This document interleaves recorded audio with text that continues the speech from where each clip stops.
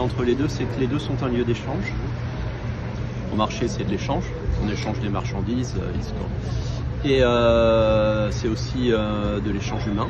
Et c'est là qu'on rejoint un peu ce qui se passe au niveau du soin, parce que c'est les échanges entre les patients, entre les thérapeutes. Et si on va un peu au-delà du basique, un malade, un soin, besoin de nourriture, aller au marché, finalement, on rentre dans l'échange. C'est pour ça que le fait de l'humain au cœur du soin, pour moi, c'est l'échange qui s'en est. Et également, c'est la santé, puisque le marché, c'est la nourriture, et la nourriture, c'est la première médecine.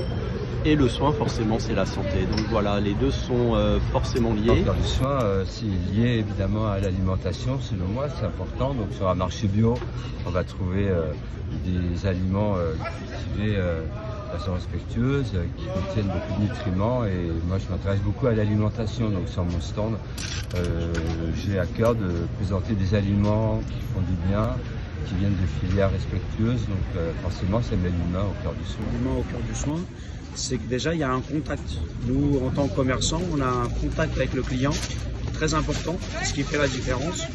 Et je pense que le lien vraiment entre le cœur du soin et nous, c'est ce contact qu'on veut apporter au client.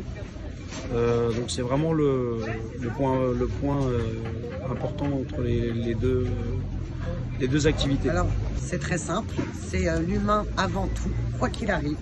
Toujours penser à autrui, toujours se mettre à la place de l'autre.